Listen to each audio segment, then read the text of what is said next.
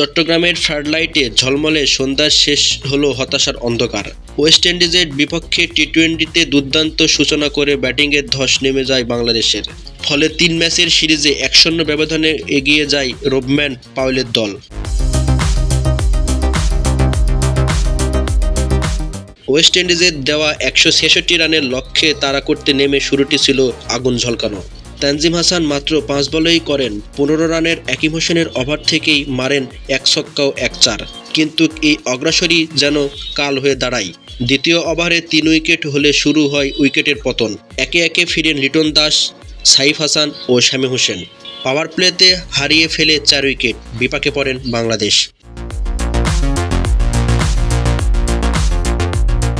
এক প্রান্তে লড়ে যাচ্ছিলেন তৌহিদ হৃদয়।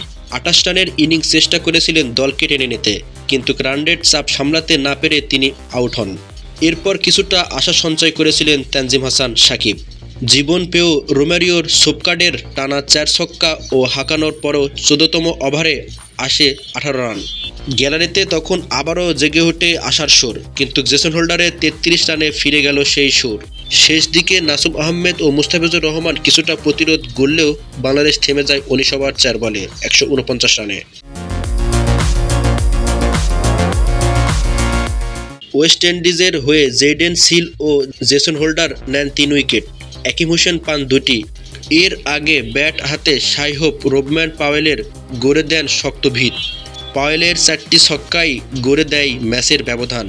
বাংলাদেশের পক্ষে তাসকিন আহমেদ ছিলেন সবচেয়ে বড় সফল, যার উপর রেখেছিল পুরো বাংলাদেশের আস্থা।